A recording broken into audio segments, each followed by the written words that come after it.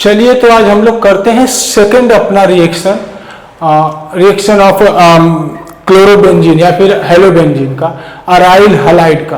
पहला रिएक्शन हमने देखा इलेक्ट्रोफिलिक सब्स्टिट्यूशन रिएक्शन, जो कि बहुत इंपॉर्टेंट, मोस्ट इंपॉर्टेंट रिएक्शन होता है किसी भी बेंजीन कंपाउंड के लिए, इलेक्ट्रोफिलिक सब्स्टिट्यूशन रिएक्शन।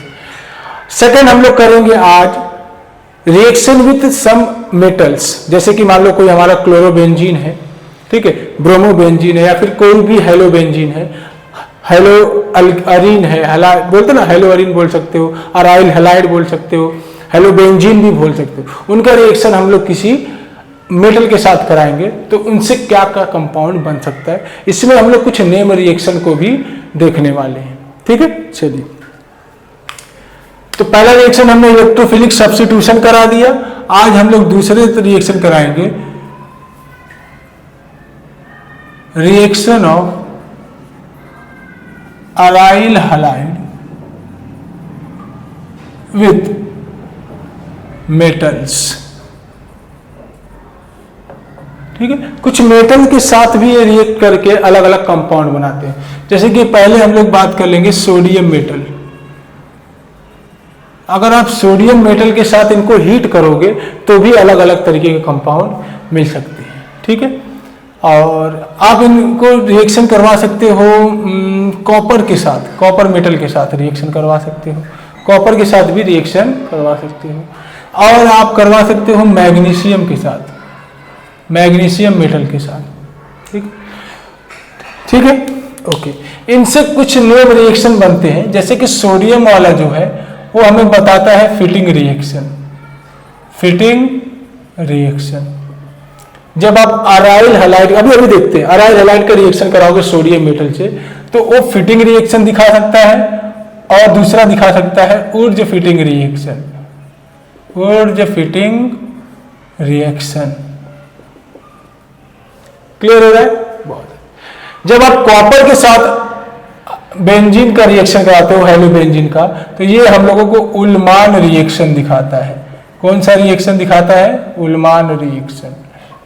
क्लियर हो रहा है? अब आपने को मालूम है कि जब कभी भी हम मैग्नीशियम की बात करते हैं तो एक भाई बहुत नाम याद आते हैं, कौन? Grignard reagent. कौन? Grignard reagent. और ये सब नेम रिएक्शन है, तो आपके लिए बहुत इंपॉर्टेंट होने वाला है, क्योंकि डायरेक्ट कभी कभी पूछ लेते हैं discuss about Ullmann reagent, discuss about Wurtz Fittig reaction, what is a Fittig reaction, describe, give one examples of Fittig reaction. बहुत तरीके के सवाल पूछे जाते हैं। चलिए एक एक करके सबको हम लोग देखते हैं। पहले हम लोग सोडियम के साथ करा के देखते हैं। सोडियम वाले में फर्स्ट हम लोग देखेंगे फिटिंग रिएक्शन। क्या देखेंगे? Fitting reaction.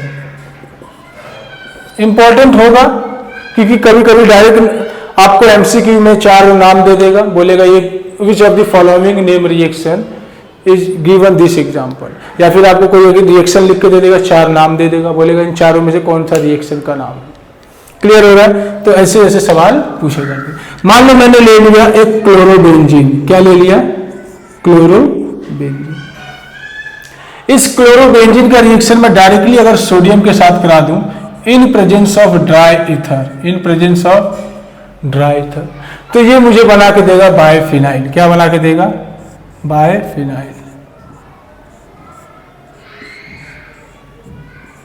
समझ में आ रहा है? ऐसे लिखो या फिर ऐसे लिखो, कोई दिक्कत नहीं।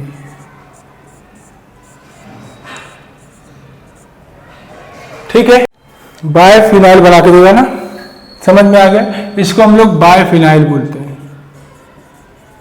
या फिर डायफिनाइल बोलो, दोनों सही है।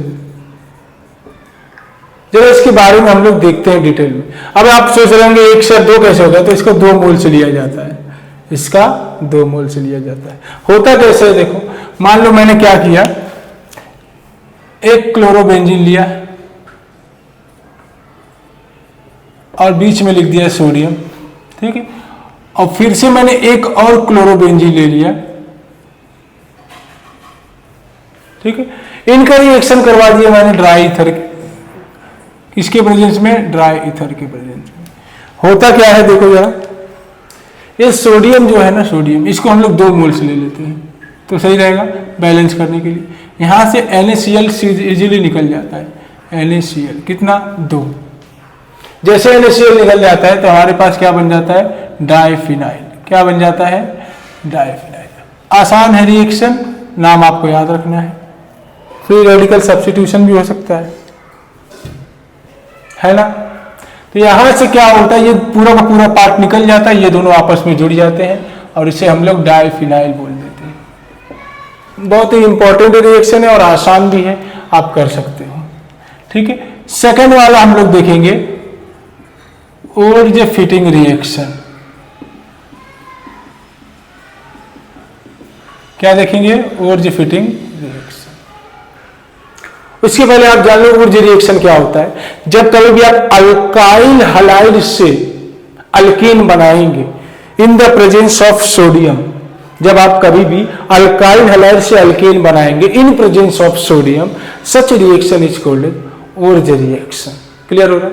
और जब कभी भी आप डाइफिनाइल बनाएंगे हेलो अल्केन से, मतलब हेलो अरीन से, उस रिएक्शन को बोलते हैं फिटिंग रिएक्शन। दोनों में डिफरेंस समझना है। यानी कि इसमें एलिफेटिक कार्बन लोगे तो इसमें एरोमेटिक कार्बन, और ये बोलता है कि आप एरोमेटिक और एलिफेटिक दोनों को लेकर रिएक्शन करो। तो मान लो मैंने लिख दिया CH3Cl, बीच में लिख दिया सोडियम, और फिटिंग वाले के लिए मैंने लिख दिया यही वाला हमारा। क्लियर हो रहा है। ये आता है वुर्ज रिएक्शन से, ये आ गया फिटिंग रिएक्शन, दोनों आपस में कंबाइन हो गए इन the presence of dry ether. Direct क्या बन जाएगा लिख दूं यहां पर CH3, इसी को हम लोग शॉर्ट में बोलते हैं टोल्यून या फिर मिथाइल बेंजीन। मिथाइल बेंजीन से ज्यादा पॉपुलर होता है टोल्यून। क्लियर हो रहा है। एक आपके लिए होमवर्क दे दूं, क्या मन कर रहा है देने के लिए, चलो आप एक रिएक्शन करवा के लाना। C2H5Br plus plus plus plus ये ले लो Br in the presence of sodium और ड्राई ईथर, क्या बनेगा। एक क्वेश्चन ये कर लेना और एक क्वेश्चन आप करेंगे C3H7Cl plus Cl in the presence of same reagent. दो क्वेश्चन आपके लिए होमवर्क है, आप जरूर करके आए। मैं ऐसा उम्मीद करता हूं कि आप करेंगे, नहीं करेंगे तो आप अपने आप को धोखा दे रहे हैं, मुझे नहीं। समझ में आ रहा है ना। काम जो देता हूं वो कर लिया करो, वो आपके लिए, आपके भले के लिए, आपके फायदे के लिए है। ठीक है, 2 नाम वाला हो गया। अब हम लोग इसको कॉपी करिए, तो हम लोग कॉपर मेटल वाला भी देखते हैं और मैग्नीशियम वाला भी देखते हैं। कॉपी करिए। तो चलिए हम लोग सेकंड वाला अपना रिएक्शन विथ मेटल के साथ देखते हैं, जो कि हमारा है reaction with copper. Reaction with copper metal, ये भी थोड़ा सा इंपॉर्टेंट ही समझो। ठीक है, इन दिस रिएक्शन, ठीक है, in this reaction we are preparing diphenyl. In this reaction preparing diphenyl only from iodobenzene, only from iodobenzene, not other alkyl aryl halide except iodobenzene. ठीक है, in the presence of, in presence of copper metal. Clear है। कुछ नहीं करना है, सीधा iodobenzene को पकड़ो, इसका रिएक्शन करा दो कॉपर के साथ। किसके साथ करा दो? कॉपर के साथ, इन the presence of dry ether. ये डायरेक्टली आपको डाइफिनाइल बना के दे देगा। समझ में आ रहा है। This is diphenyl. बैलेंस करना है, एक लिया है यहां पर 2 कर दो। अरे ऐसा हो गया, देखो अब मैं दिखा देता हूं आपको असली वाला। असली वाला ये तो ऐसे ही लिख दिए थे। ठीक है, आयोडोबेंजीन है, इसका रिएक्शन आप कॉपर के साथ करा दो।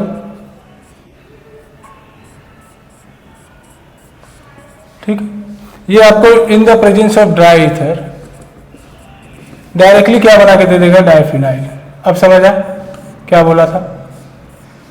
तो डाइफिनाइल अपने को दो जगह से मिल रहा है मालूम है, एक फीडिंग रिएक्शन दिया और एक ऊर्जा फीडिंग रिएक्शन। यहाँ पे आयोडीन जो होता है निकल जाता है। खास बात क्या है, इस रिएक्शन को हम लोग बोलते हैं उल्मान रिएक्शन। क्या बोलते हैं? उल्मान रिएक्शन, याद रहेगा। And this is again name reaction, this is name reaction. इस रिएक्शन को हम लोग क्या बोलते हैं? उल्मान रिएक्शन, याद रहेगा, Ullmann reaction. Ullmann reaction, in this reaction we are preparing diphenyl from only alkyl iodide, sorry aryl iodide. मैं क्या लिखा हूं? Iodobenzene, iodobenzene. ठीक है, समझ में आ गया? ओके। 3 वाला देखो, जब समझ में आ गया तो आगे बढ़ने में क्या जाता है। 3rd वाला हम लोग क्या करेंगे? रिएक्शन विथ ग्रिगनार्ड एजेंट, यानी कि Mg मेटल। हमने देखा था ना Grignard agent, reaction with magnesium. क्या करना है देखो, मान लो मैंने एक फिनाइल ग्रुप ले लिया, यहां पर मान लो मैंने कोई हेलोजन ले लिया, कोई भी हेलोजन हो सकता है। इसका रिएक्शन अगर मैं मैग्नीशियम से करा दूं इन the presence of dry ether, ये डायरेक्टली अपने को क्या बना के देगा? सोचो, हमने ऑलरेडी बनाया है ना MgX, याद आया? RMgX Grignard reagent. तो R की जगह हम लोग AR भी ले सकते हैं, मतलब एलिफेटिक भी हो सकता है, एरोमेटिक भी हो सकता है। बहुत अच्छा, इसको हम लोग क्या बोलेंगे? हेलो बेंजीन, है ना, अराइल बेंजीन, अराइल बेंजीन बोल सकते हैं, है ना। इसका जो नाम होता है हम लोग बोलते हैं फिनाइल मैग्नीशियम हलाइड। इसको हम लोग क्या बोलेंगे? हेलो बेंजीन या फिर हेलो अरीन, कुछ भी बोल सकते हैं। जैसे मान लो मैंने लिख दिया एग्जांपल के तौर पे, यहां पर Cl, यहां पर रिएक्शन करा दिया मैग्नीशियम से, समझ में आ रहा है? In the presence of dry ether क्या देगा? जल्दी बोलो। अरे ये बीच में आके बैठ जाता है, बताया था ना हमने जब एलिफेटिक वाला कर रहे थे तब मैं बताया था ना कि बीच में आके बैठ जाता है। तो ये ऐसे बीच में आके बैठ जाएगा, इसके यहां पर Mg, यहां पर Cl। This is chlorobenzene and this is phenyl magnesium chloride. लिख लेंगे नाम, इसको क्या बोलोगे? Chlorobenzene and this is phenyl magnesium chloride, याद रहेगा, फिनाइल मैग्नीशियम क्लोराइड, क्लोरोबेंजीन। चलिए कुछ एग्जांपल देता हूं होमवर्क के लिए।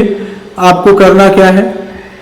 पीएच, पीएच का मतलब Areen, pH Br in the presence of magnesium dry ether, what is the product.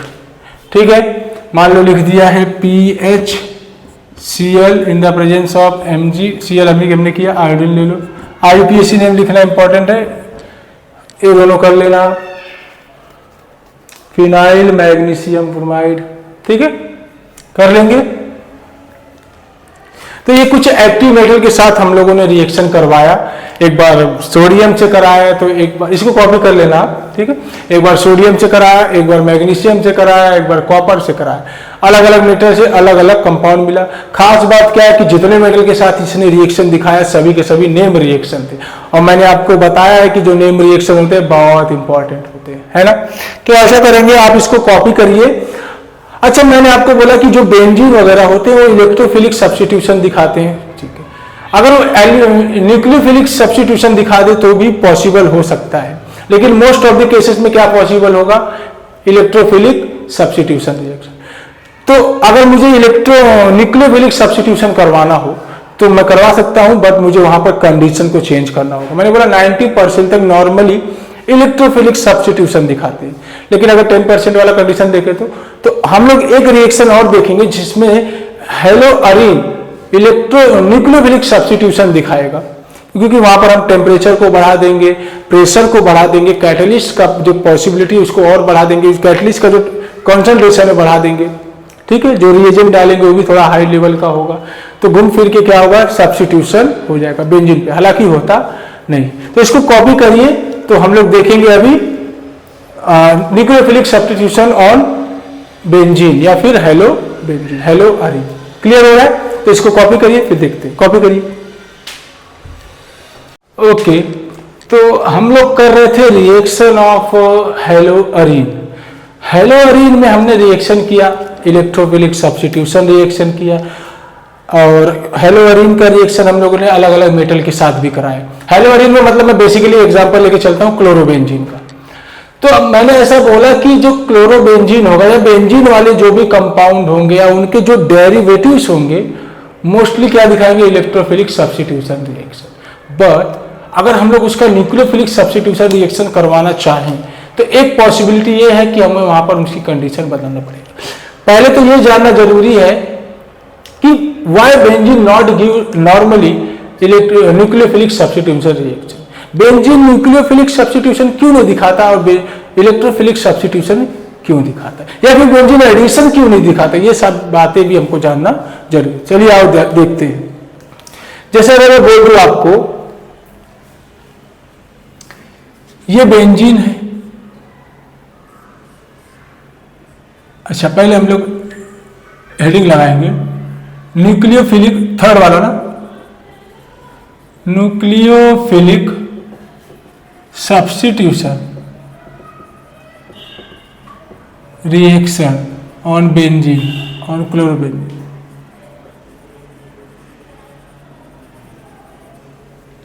ठीक, अपने को मालूम है नॉर्मली अगर एक क्लोरोबेंजीन है, ठीक है, ठीक, ये क्लोरोबेंजीन है और बेंजीन हम लोगों को मालूम है रेजोनेंस दिखाते हैं। हम लोगों को मालूम है कि बेंजीन जो होते हैं रेजोनेंस दिखाते हैं। चलो ठीक है, इसके पास होता है लोन पेयर, ये लोन पेयर अपना कॉन्जुगेशन में देता है, ये इलेक्ट्रॉन यहाँ आते हैं, तो यहाँ पर डबल बॉन्ड Cl, यहाँ पर माइनस, यहाँ पर डबल बॉन्ड, यहाँ पर। तो आपको एक चीज मालूम है, आपने रेजोनेंस वाला किया, आपने एक चीज देखा है कि यहां पर जो क्लोरीन है ये पार्शियल डबल बॉन्ड कैरेक्टर दिखा रहा है, यानी कि यहां पे जो कार्बन का हाइब्रिडाइजेशन है वो sp2 हो रहा है।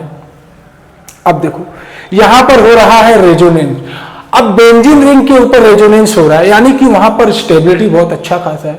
अब क्लोरीन अगर बेंजीन के साथ रेजोनेंस में उतरा है, और आपको मालूम है कि पूरी ऑर्गेनिक केमिस्ट्री में रेजोनेंस अपने आप में बहुत ज्यादा स्टेबल कंपाउंड बनाते हैं, बट अगर कंपाउंड स्टेबल बन गया है तो क्यों निकलना चाहेगा? बड़ी सीधी सी बात है कि कोई मान लो स्टेबिलिटी कोई पा गया है, मान लो कोई अच्छी जगह पे बैठा है ना, होता है ना कभी कभी कि बस वगैरह में लोग जाते हैं और फटाफट सीट वगैरह ढूंढते हैं, एक बार सीट मिल गया तो उठना क्यों चाहेगा, क्योंकि इसको मालूम है लंबा जाना है। तो ऐसे ही कुछ होता है बेंजीन के साथ कि मान लो अगर बेंजीन के ऊपर क्लोरीन बैठा है और उसने अच्छा खासा रेजोनेंस बनाया है, मस्त स्टेबल है, तो वहां से हटना ही क्यों चाहेगा? नहीं हटेगा। पहली बात तो ये है। दूसरा प्रॉब्लम ये आ जाता है कि वहां पर sp2 और हाइब्रिडाइजेशन आने की वजह से कार्बन में s कैरेक्टर बढ़ जाता है, और अपने को मालूम है कि s कैरेक्टर बढ़ेगा तो इलेक्ट्रोनिगेटिविटी भी बढ़ती है। यहां पर ये क्लोरीन बहुत ज्यादा स्टेबल है, यहां से हटना नहीं चाहता। आप किसी भी तरीके से यहां पर किसी और न्यूक्लियोफाइल को लाके इसको रिप्लेस नहीं करवा सकते नॉर्मली। समझ में आ रही है बात? मतलब कि ये क्लोरीन जो है, ये क्लोरीन, ये जो आपने क्लोरीन बनाया है ना, अगर मैं इसको ऐसे दिखूं तो ये क्लोरीन अपने आप में बहुत स्टेबल है बेंजीन के साथ बॉन्ड बना के, क्योंकि इसके अंदर अपने को मालूम है पार्शियल डबल बॉन्ड कैरेक्टर है, और जब पार्शियल डबल बॉन्ड कैरेक्टर आ गया तो वहां से न्यूक्लियोफिलिक सब्स्टिट्यूशन रिएक्शन कराना इम्पॉसिबल होता है नॉर्मल कंडीशन पे। वैसे आप करवा सकते हो अगर आप टेम्परेचर वगैरह को बढ़ा दो, ठीक है, टेम्परेचर बढ़ा दो, प्रेशर बढ़ा दो वगैरह कुछ करके, तो आप इनको सब्स्टिट्यूट करवा सकते हो, बट नॉर्मली नहीं करवा सकते, क्योंकि दो रीजन है। एक रीजन क्या बोला मैंने, रेजोनेंस वाला। भाई रेजोनेंस आने की वजह से स्टेबिलिटी बढ़ जाती है, और स्टेबिलिटी बढ़ेगी तो कोई क्यों चाहेगा अपना जगह छोड़ने को। वैसे मैंने बताया ना कि कोई बैठा है ऑलरेडी पहले से, तो आप उसको वो अगर उठना नहीं चाहता, मतलब वो स्टेबल है वहां पर, तो आप उसको हटा के आप नहीं बैठ सकते। कुछ ऐसा कंडीशन होगा कि भाई वो नहीं चाहता उठना, ये नहीं चाहता यहां से हटना, तो आप जबरदस्ती नहीं हटवा सकते। समझ में आ रहा है? बहुत अच्छा। दूसरा हमने क्या देखा कि परसेंटेज ऑफ एच कैरेक्टर ज्यादा है।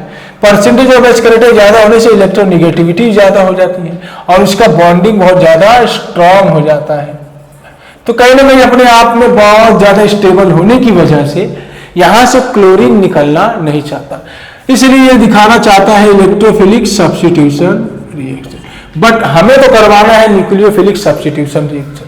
तो इसके लिए हम लोग क्या करेंगे कि ले लेंगे एक क्लोरोबेंजीन। ठीक, इस क्लोरोबेंजीन का हम लोग न्यूक्लियोफिलिक सब्स्टिट्यूशन रिएक्शन करवा के फिनॉल बना सकते हैं। लेकिन अब इसको सब्स्टिट्यूशन कराने के लिए हमारे को कंडीशन चेंज करना पड़ेगा। सबसे पहले अपने को लेना होगा एक्वस NaOH, पहला कंडीशन। दूसरा कंडीशन ये होगा कि हमें टेम्परेचर जो है करीब 623 केल्विन पर लेना होगा और प्रेशर जो होगा करीब करीब 300 एटमॉस्फेरिक प्रेशर लेना होगा। साथ ही साथ हम लोग को लेना होगा एसिडिफिकेशन। क्या करवाना होगा? एसिडिफिकेशन। ये सब कंडीशन रखाओगे with HCl, acidification with HCl, तब जाके आप फिनॉल बना पाओगे। समझ में आ रहा है? फिनॉल बनाना है अगर सब्स्टिट्यूशन रिएक्शन करवा के, तो ये सारी चीजें आपको लेके चलनी होगी। और इस रिएक्शन को हम लोग बोलते हैं डाउ प्रोसेस। क्या बोलते हैं? डाउ प्रोसेस। क्या बोलते हैं? डाउ प्रोसेस। डाउ प्रोसेस बोलते हैं या फिर इंडस्ट्रियल मेथड भी बोलते हैं। Industrial method. यहां पे खास बात क्या है कि यहां पर इस रिएक्शन के दौरान, जरा यहां पर फिर से देखो, इस रिएक्शन के दौरान जब हम इसका रिएक्शन NaOH के साथ कराते हैं एट 623 केल्विन एंड 300 ATM पे, तो यहाँ पे एक छोटा सा इंटरमीडिएट बनता है जिसको हम लोग बोलते हैं सोडियम फिनोक्साइड। क्या बोलते हैं बाबू? Sodium phenoxide, ONA+। क्या बोलते हैं? ONA+। अच्छा नहीं लग रहा है वो? अच्छा बना दो। फिर जब इसका हम लोग एसिडिफिकेशन कराते हैं HCl से, एसिडिफिकेशन, तो हम लोग को डायरेक्टली मिलता है फिनॉल। मतलब फिनॉल तब मिलता है, ऐसा बोल सकते हो, डायरेक्ट नहीं मिलता। बीच में एक छोटा सा इंटरमीडिएट बनता है जिसको हम लोग बोलते हैं सोडियम फिनोक्साइड। क्या बोलते हैं? सोडियम, क्या बोलते हो? Sodium phenoxide. समझ में आ रहा है? यानी कि ये जो क्लोरोबेंजीन है आपको डायरेक्टली फिनॉल नहीं देगा, बीच में एक छोटा सा इंटरमीडिएट भी बनाने को बोलेगा। समझ में आ रहा है? तो अपने को ये मालूम पड़ेगा कि बेंजीन नॉर्मली इलेक्ट्रोफिलिक सब्स्टिट्यूशन देता है, लेकिन अगर अपने को सब्स्टिट्यूशन देता है, लेकिन अगर अपने को न्यूक्लियोफिलिक सब्स्टिट्यूशन करवाना हो तो वहां पर टेम्परेचर को बढ़ा दो, प्रेशर को बढ़ा दो, कंडीशन को बदल। चलिए जरा इसका मैकेनिज्म देखते हैं, थोड़ा सा अच्छा रहेगा, समझ में आना चाहिए कि ऑलरेडी इसको हम लोगों ने फिनॉल में पढ़ा है, फिर भी यहां पर देखते हैं। नाम याद रहेगा डाउ प्रोसेस। क्या बोलते हैं? डाउ प्रोसेस, या फिर इंडस्ट्रियल मेथड भी बोलते हैं, क्योंकि इसको इंडस्ट्री में बनाया गया था ना, नॉर्मली लेबोरेटरी वगैरह में नहीं बना सकते। अब आप लेबोरेटरी में इसको बनाने के लिए आपको कंडीशन नहीं मिल पाएगा। इवन इंडस्ट्री वाले इसको ज्यादा प्रीफर करते हैं इस तरीके से फिनॉल बनाना। ठीक है, वैसे तो हमारे पास बहुत सारे मेथड है अलग अलग ऑर्गेनिक कंपाउंड बनाने की। ठीक है, जो ज्यादा बेस्ट होता है, कम खर्चीला होता है ना, जिसमें कॉस्ट ऑफ प्रोडक्शन कम रहे, उसी को प्रोसीड करते हैं। भाई सब चाहते हैं ना सस्ते में काम होना चाहिए। ओके, मैकेनिज्म की बात करेंगे, मैकेनिज्म की बात करेंगे। क्या हुआ, इंक खत्म हो गया? चलो कोई बात नहीं, इंक खत्म हो गया तो हमारे पास एक और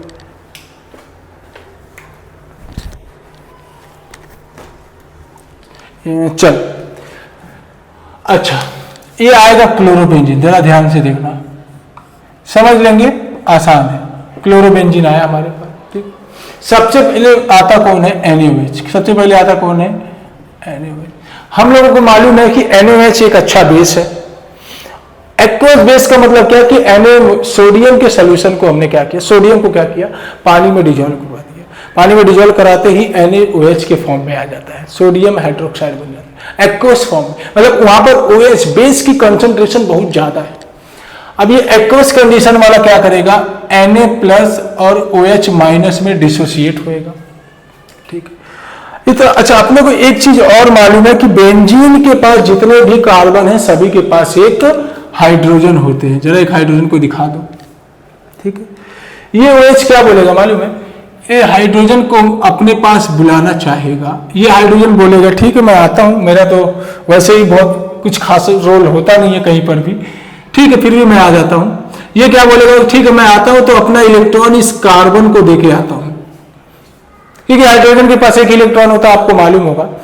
हाइड्रोजन या तो अपना इलेक्ट्रॉन देगा या तो लेगा, सीधी सीधी बात। तो जब इसने बोला कि भाई तू मेरे पास आ जा, तो ये बोला ठीक है मैं अपना इलेक्ट्रॉन इस कार्बन को दे देता हूं। देखो क्या बना, एक एक स्टेप को समझने की कोशिश करिए। यहां पर Cl ऑलरेडी ऐसे का ऐसा पड़ा है, यहां पर डबल बॉन्ड, यहां पर ये, यहां पर ये, बहुत अच्छा। इसने अपना इलेक्ट्रॉन दिया तो इसके ऊपर आ गया माइनस का चार्ज। जैसे इसने इसके साथ बॉन्ड बनाया तो -H2O निकल गया, यहीं से निकाल देने का सीधा सीधा। Clear, okay. क्या होता है मालूम है, देखो जैसे ये बॉन्ड ये कार्बन के ऊपर नेगेटिव चार्ज बॉन्डिंग में उतरना चाहते हैं, उस केस में ये कार्बन 5 बॉन्ड नहीं बना सकता, ध्यान देना। जैसे ही ये वाले इलेक्ट्रॉन इस कार्बन डबल बॉन्ड के साथ एक और बॉन्ड बनाना चाहेंगे, वैसे ये क्लोरीन इस वाले इलेक्ट्रॉन को लेके फरार हो जाएगा, यानी कि निकल जाएगा। समझ में आ रहा?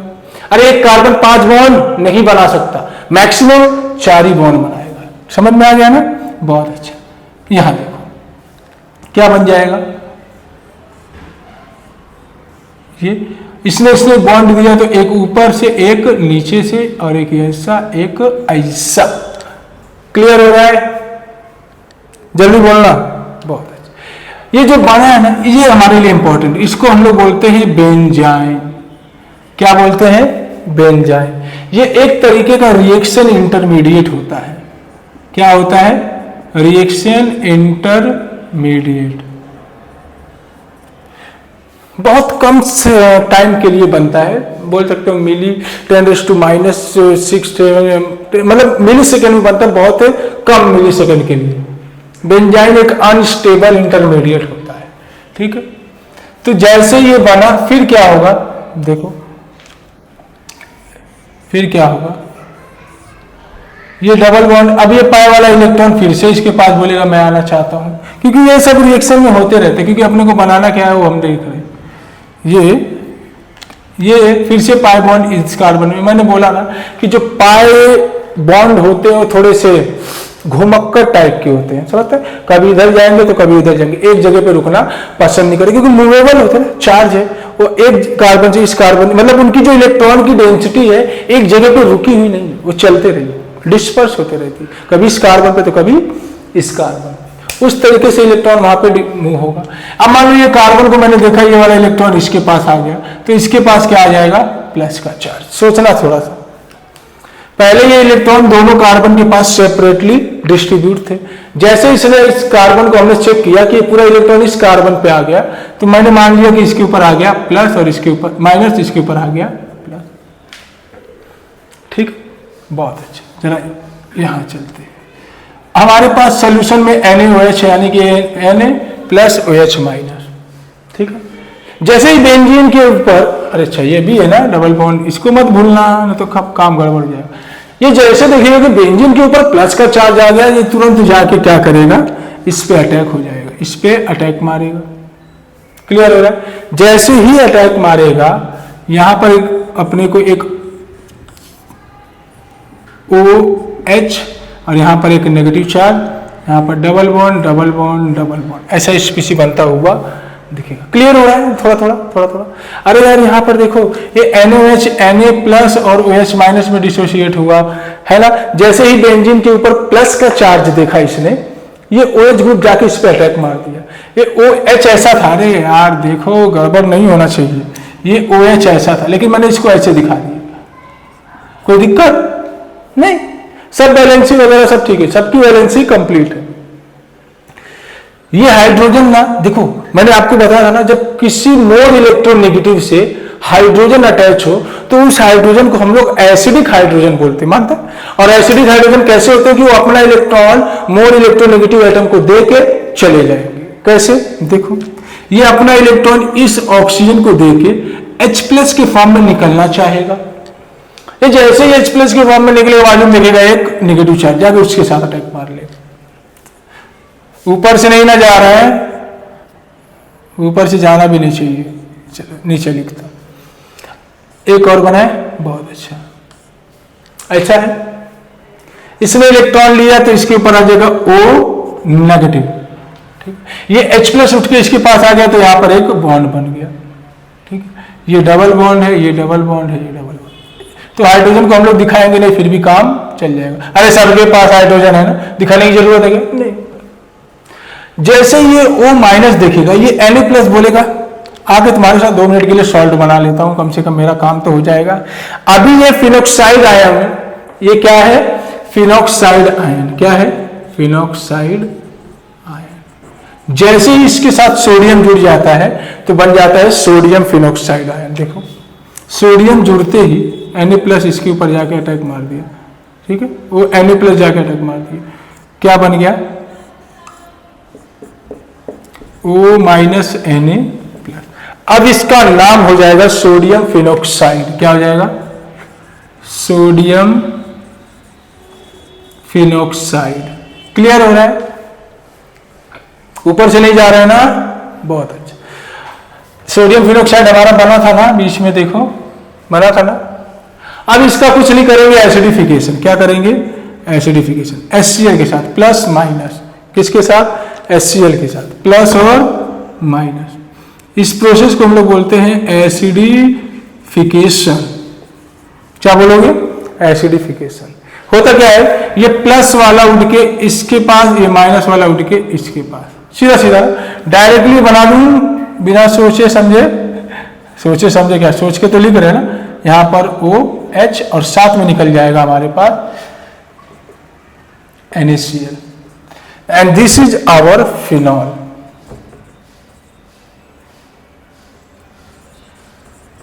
समझ में आ रहा है?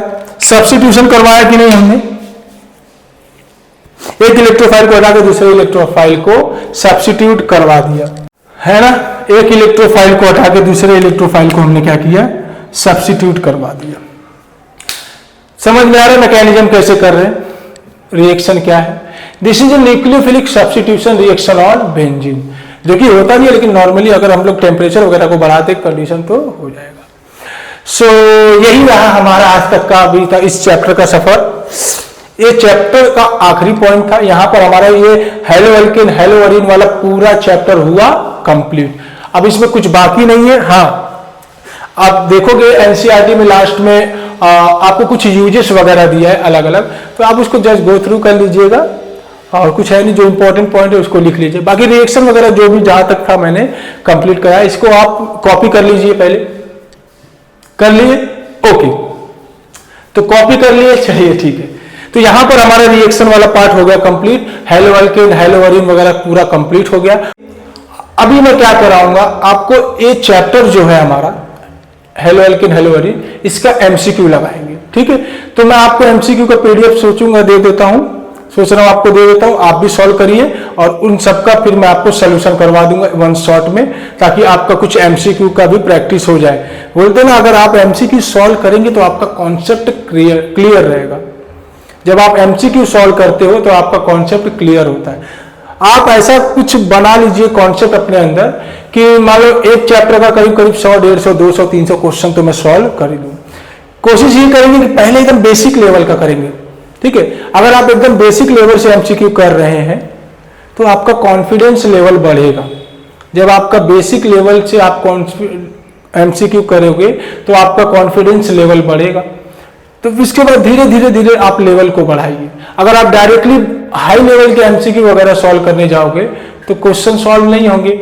जब क्वेश्चन सॉल्व नहीं होते तो अपने अंदर एक डिमोटिवेशन आ जाता है, यार इतना पढ़ा कुछ हुआ नहीं। तो ऐसा कुछ करना नहीं है हमें, हमारे पास टाइम बहुत है। नीट का एग्जाम हो या जेईई का एग्जाम, हमारे पास टाइम बहुत रहता है अभी के लिए। तो पढ़ाई वगैरह करते रहिए, और एमसीक्यू जो सॉल्व करेंगे उसको बेसिक लेवल से स्टार्ट करेंगे, उसके बाद लेवल बढ़ाते जाएंगे।